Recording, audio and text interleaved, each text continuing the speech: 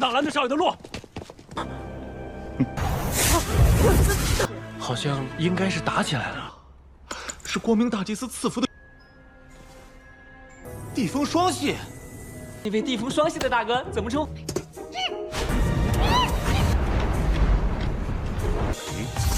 是学院的6级。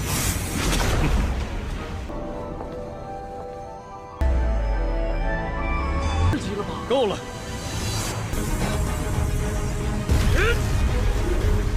最烈之时！雷诺邓斯坦新生比赛里冠军。自吹自擂。如此猛烈的火焰，让我们不愧是出自项目。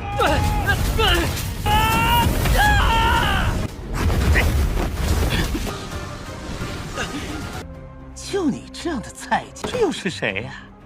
你放开我！没事，哎。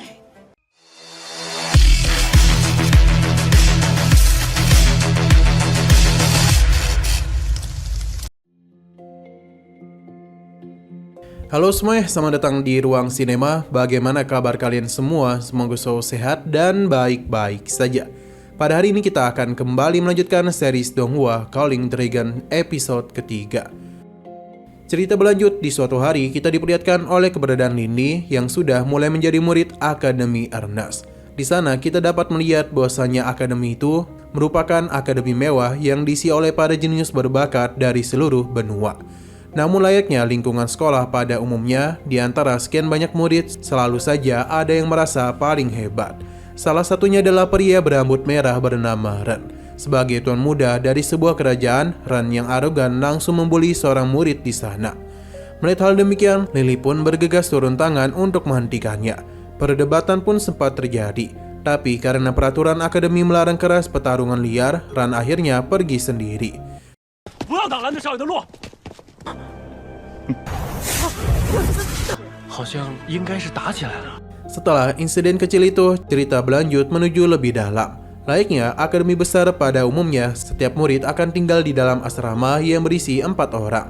Di sana, Lily diperkenalkan dengan teman sekamarnya yang bernama Yale sebagai penduduk lokal yang kaya raya.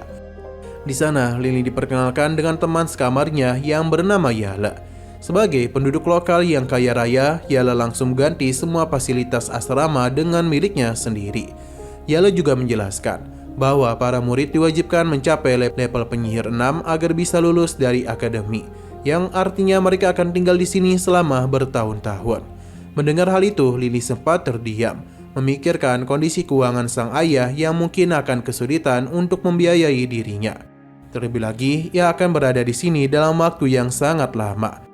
Namun Pak Tua Coward segera meyakinkannya bahwa dengan bimbingannya, Lily pasti bisa lulus dalam kurun waktu 10 tahun saja.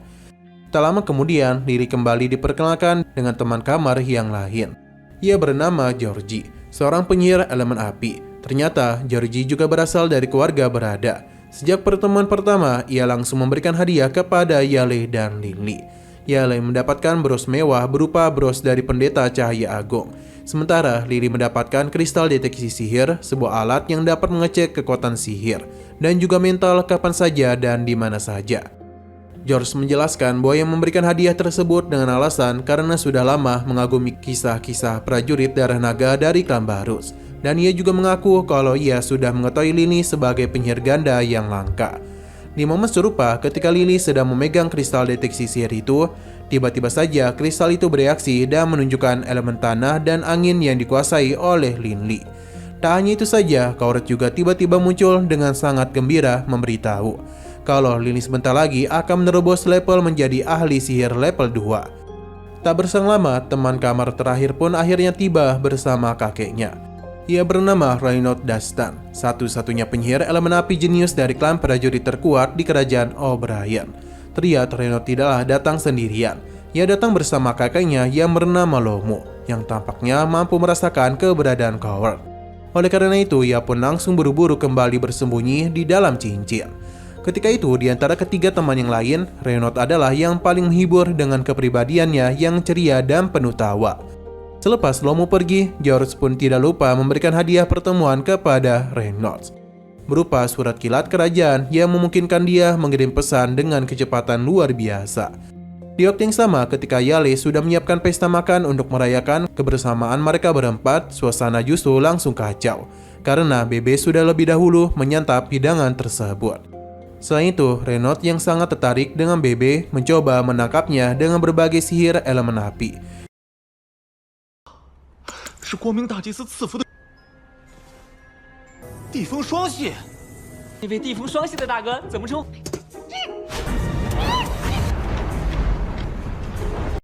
Hingga akhirnya Lily menjelaskan bahwa Bebe adalah hewan magic miliknya. Sebelum lanjut makan bersama, mereka berempat sepakat menentukan urutan di asrama. Yale sebagai kakak pertama, George sebagai kakak kedua, Lily sebagai kakak ketiga, Bebe di posisi keempat, dan Renaud sebagai adik bungsu. Kehidupan akademi pun dimulai. Perjalanan pertama di hari pertama yang dihadiri oleh Lily adalah sihir elemen angin. Di sana, di antara banyak murid yang hadir, hanya Lily dan seorang gadis cantik yang memperlihatkan pengendalian elemen yang luar biasa. Tak lama kemudian, sang guru tiba, sosok yang tegas dan keras bernama Trey, lulusan Akademi Ernest yang sudah mencapai ahli sihir level 6. Dalam kelasnya, guru Trey menjelaskan bahwa karakteristik sihir elemen angin adalah kecepatan tinggi dan daya serang yang kuat. Oleh karena itu, materi pembelajaran hari itu adalah menguasai teknik bila angin, sebuah serangan kuat yang dibentuk melalui perapalan mantra, pengubahan elemen, dan pengendalian wujud sihir. Guru Trey kemudian menyuruh sang gadis cantik untuk mempraktikkan teknik tersebut. Gadis yang ternyata bernama Delia itu, berkat bakat yang luar biasa, berhasil melakukannya hanya dengan sekali percobaan saja. 是学院的6年。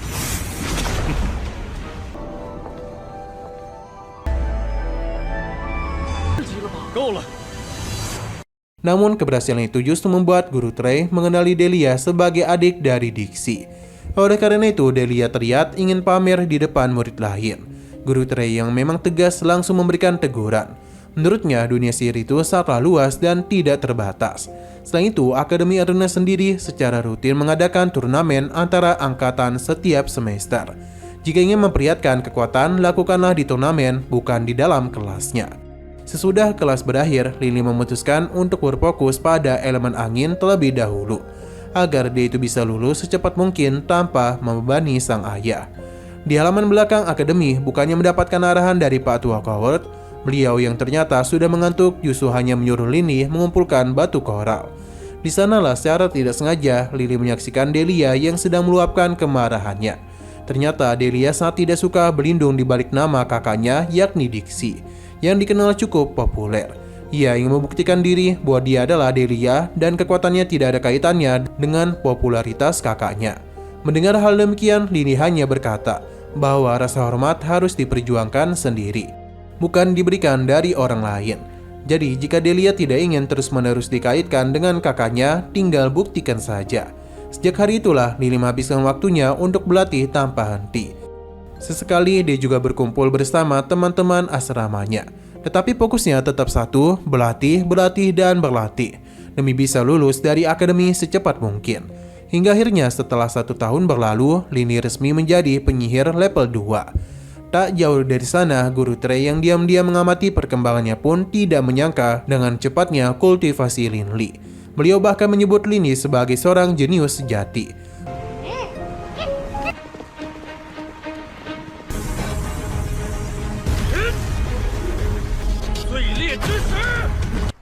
苦修了1年才突破2级。 Oleh karena itu, guru Trey menyuruh Lily untuk mewakili kelas elemen anginnya dalam turnamen akademi. Hadiah utamanya adalah hak tinggal di asrama mewah. Namun, Lily yang sudah berambisi penuh pada latihan dan kemajuan kultivasinya langsung menolak. Ia sama sekali tidak tertarik dengan turnamen. Yang ada di pikirannya hanyalah berlatih agar bisa lulus secepat mungkin. Meskipun begitu, turnamen angkatan Akademi Ernest tetap dilaksanakan. George yang memiliki kemampuan berbicara di depan umum yang baik secara resmi menjadi juri sekaligus pembawa acara. Pertandingan pertama mempertemukan Ran, si rambut merah, melawan Leto, sang penyihir elemen air. Dan sikap arogannya, Ran meremehkan lawannya habis-habisan. Hal tersebut membuat Yale sangat kesal. Meskipun keduanya tidak bisa berbuat banyak, mengingat Ran memang sudah berada di level penyihir 2. Mengetahui bahwa Lin Li juga sudah mencapai level 2, mereka mendesaknya untuk ikut bertanding, supaya bisa membungkam Ran sekaligus membanggakan asrama mereka. Akan tetapi Lin Li tetap menolak. Ia bahkan langsung meninggalkan arena turnamen untuk kembali berlatih dan segera mencapai level ketiga, untuk bisa membuktikan bahwa ia memang berbeda dari kebanyakan murid lainnya. 水系来拖，道长，不自量力。这家伙看起来有2级的实力。你去参加年级赛，对年级赛真的没兴趣。全力修炼。 Setelah Lin Li resmi bergabung dengan Akademi Ernest, sejak hari pertama ia hanya fokus pada satu tujuan, yaitu berlatih. Bahkan ketika turnamen antara angkatan digelar, Lin Li memilih tidak ikut serta, demi menggunakan waktu itu sepenuhnya untuk latihan. Menariknya, Delia ternyata berpikiran sama. Ia pun memilih absen dari turnamen dan memfokuskan diri pada peningkatan kemampuannya. Sementara itu di arena turnamen sihir antara angkatan, George tampil sebagai pembawa acara yang berhasil memeriahkan suasana. Pertandingan pertama mempertemukan perwakilan kelas elemen api Renaud Dustan, sang adik keempat, melawan perwakilan kelas elemen air Latio. Sontak para murid pun sangat antusias, karena Reynolds dikenal sebagai bocah ajaib yang telah menyelesaikan latihan ahli sihir level 1, bahkan sebelum bergabung dengan Akademi. Sementara itu, di halaman belakang Akademi, dipandu oleh Pak Tua Coward, Lin Li mulai mempelajari dasar-dasar ahli sihir level ketiga. Ngomong-ngomong soal tingkatan sihir, sistem level pada series ini terbagi menjadi beberapa tahap yang perlu kita pahami. Pada level pertama, kekuatan sihir di dalam tubuh sudah mulai terbentuk, namun masih belum teratur, sehingga pelepasan sihirnya tidaklah stabil. Pada level kedua, kekuatan sihir mulai bergerak dengan teratur dan mampu mengendalikan sihir kecil secara stabil. Kemudian pada level ketiga, seseorang perlu menggunakan kekuatan mental untuk mengkatalisasi kekuatan sihir di dalam tubuh menjadi pusaran sihir. Selanjutnya pada level 4 hingga 6, kekuatan mental akan mengkristal menjadi bintang-bintang. Dan pada level 7 ke atas, bintang-bintang tersebut akan membentuk peta bintang yang utuh.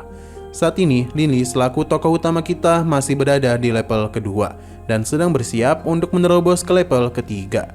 Kembali ke arena pertandingan, Renaud hanya membutuhkan waktu 2 menit 30 detik untuk memenangkan pertarungannya. Yale yang menyaksikan performa itu langsung memuji sang adik keempat. Ia bahkan menyatakan dengan yakin bahwa gelar juara sudah pasti akan jatuh ke tangan Reynolds. Siapa sangka percakapan tersebut didengar oleh Ran si rambut merah yang juga mengincar gelar juara. Hal itu sontak membuat Ran sangat kesal. 雷诺邓斯坦新生比赛里冠军。自吹自擂。 Singkat cerita, turnamen pun terus berlangsung.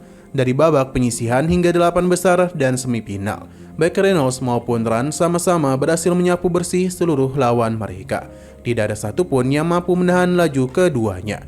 Hingga pada akhirnya pertandingan final pun resmi digelar, mempertemukan dua ahli sihir elemen api, Reynolds dengan sihir api merah di level 1, melawan Ran dengan sihir api biru di level yang masih belum diketahui pasti. Kembali kepada Lin Li. Dengan ambisi besar untuk segera menerobos level ketiga, ia justru tersadar bahwa ambisinya sendiri yang menjadi hambatan. Pasalnya, untuk menguasai dasar-dasar level 3, seseorang tidak boleh terburu-buru. Ia harus tetap memperhatikan kondisi kekuatan tubuh secara seksama. Di asrama menjelang babak final, Reynolds langsung pamer kepada dua kakaknya tentang berbagai pertandingan yang telah dia lalui. Bahkan setelah Josh memberitahu bahwa Ran sudah berada di level penyihir 2 dan Yale yang memang sudah sejak lama kesal dengan Ran langsung memberikan dukungan penuh kepadanya. Reynolds pun semakin bersemangat untuk menghajarnya. Terungkap pula bahwa Ran dan juga Reynolds ternyata berada di satu level yang sama. Afinitas elemen api milik Ran memang sangat baik. Tetapi dalam hal bertarung dan kekuatan mental, Reynolds yakin bahwa dirinya yang unggul. Tak lama kemudian, Lini pun kembali ke asrama. Sayangnya karena terlalu keras berlatih, ia sudah kehabisan tenaga untuk sekedar berbicara dengan teman-temannya. Bahkan itu tidak sempat duduk di kursi. Lini langsung rebahan di kasur. Meskipun begitu, sadar bahwa adik keempatnya berhasil masuk babak final, sebagai kakak ketiga, Lili tetap menyemangati Reynolds. 要比他好多了。我老三家缺少资源，老师，老关。 Keesokan harinya, babak final turnamen antara angkatan resmi digelar. Yale selaku kakak pertama langsung memimpin para murid untuk mendukung Reynolds. Ran pun tidaklah kalah. Meski dikenal sombong dan arogan, ia tetap memiliki pendukungnya sendiri. Sementara George sebagai pembawa acara berusaha bersikap netral dan mempersilahkan kedua peserta untuk menyatakan kata-kata pembuka. Renault dengan penuh percaya diri menyatakan akan menerangi seluruh Akademi Ernest. Ia juga menambahkan bahwa jika bertemu lawan yang layak dihormati, ia akan menahan diri. Namun Ran sudah pasti bukan termasuk dalam kategori itu. Sebaliknya, Ran dengan kata-kata tajam menyuruh teman-teman Renault untuk segera menyiapkan tandu. Karena menurutnya Renault akan kalah dan harus digotong keluar arena. Pertarungan pun resmi dimulai dengan adu bentrok elemen api. Namun Ran tidak mau memberikan momentum kepada lawannya dan segera melancarkan teknik hujan meteor api. Meskipun demikian, sebagai anggota dari keluarga prajurit terkuat, refleks Renault sudah setara dan seorang prajurit sejati. Bahkan serangan itu berhasil dia hindari. Akan tetapi ketika hendak menyerang balik, ternyata Ran sudah menyiapkan strategi licik, yakni menyimpan kekuatan sihir dari bawah arena. Akibatnya, Renault pun terjebak dan terkena rentetan serangan telak. Namun di tengah kesulitan yang menghempit itulah, Renault justru berhasil memecahkan belenggu dan menerobos menjadi penyihir level 2. Sorak-sorai penonton pun mulai menggema. Kini giliran dia yang menyerang. Renault melancarkan teknik hujan meteor api sekaligus mengeluarkan teknik belenggu tanah untuk mengunci pergerakan Ran. Alhasil, Ran yang tidak siap seketika terikat dan tidak bisa berbuat banyak.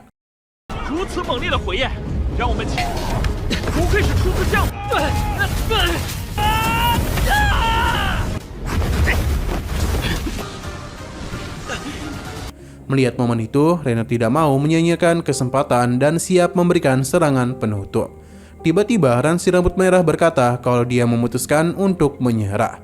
Mendengar hal itu, sebagai peserta yang menjunjung sportivitas, Renault langsung melepaskan belenggunya. Namun nasib sial tak dapat ditolak karena ternyata pernyataan menyerah Ran tidak didengar oleh wasit maupun para murid lain. Lalu Ran pun dan licik memanfaatkan situasi tersebut untuk menyerang balik. Bahkan sebagai penyihir yang sesungguhnya, ia ternyata telah berada di level ketiga. Ran benar-benar menyiksa Renault dengan membakarnya tanpa henti. Melihat hal demikian, Yale dan Georg pun sempat panik menyaksikan hal tersebut. Terlebih lagi, pertarungan yang seharusnya sudah berakhir itu tetap dilanjutkan oleh Ran tanpa menghentikan serangannya. Akibatnya, Renault mengalami luka yang cukup parah. Yale yang menyaksikan tindakan curang itu sangatlah murka. Namun Georg segera menghentikannya. Setelah wasit resmi mengumumkan Ran sebagai pemenang, keduanya langsung membawa Renault ke ruang kesehatan. Di momen itulah Ran dengan sikap sombongnya mengumumkan dirinya sebagai juara turnamen sihir antar angkatan.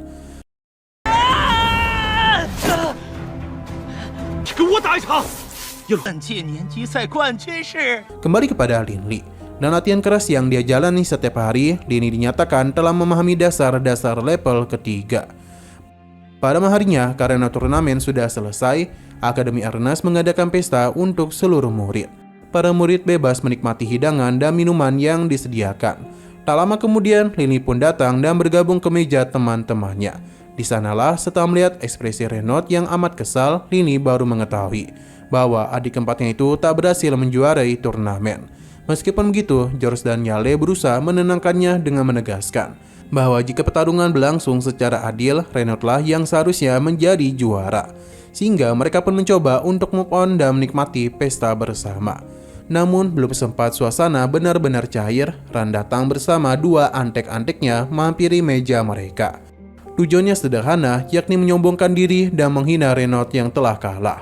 Hal itu membuat seluruh meja sangat kesal, terlebih lagi ketika Ran sudah melampaui batas. Lantas Lily pun turun tangan. Tanpa mempedulikan identitas Ran, Lily langsung mencekiknya di depan semua orang. Tindakan tersebut sontak membuat Ran semakin murka. Namun karena pertarungan liar sangat dilarang di dalam lingkungan akademi, Ran pun menentang Lin Li untuk bertarung secara resmi di arena pertarungan. Murni kekuatan sihir tanpa embel-embel kemampuan prajurit. Meskipun Ran sudah berada di level ketiga, Lily sama sekali tidak gentar dan siap menerima tantangan itu.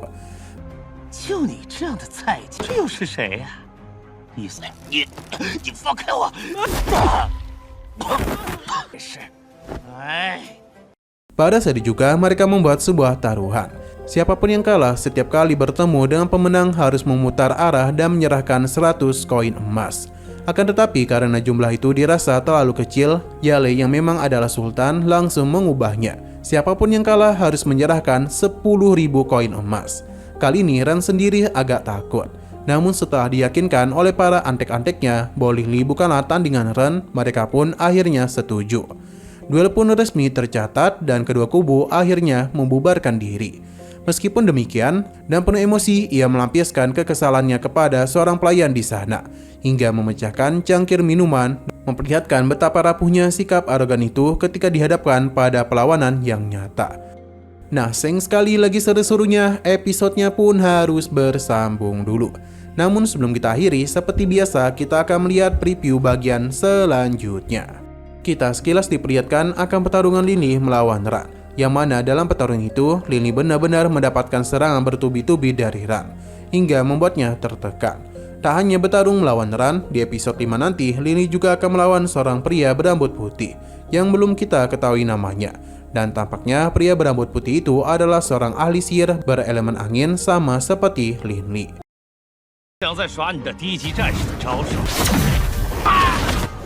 让我看看你的实力，还给你。 Oke, sekian dulu pada video kali ini. Untuk video selanjutnya akan segera hadir. Jadi bagi kalian yang ingin mengikuti series ini, langsung saja klik subscribe dan aktifkan loncengnya.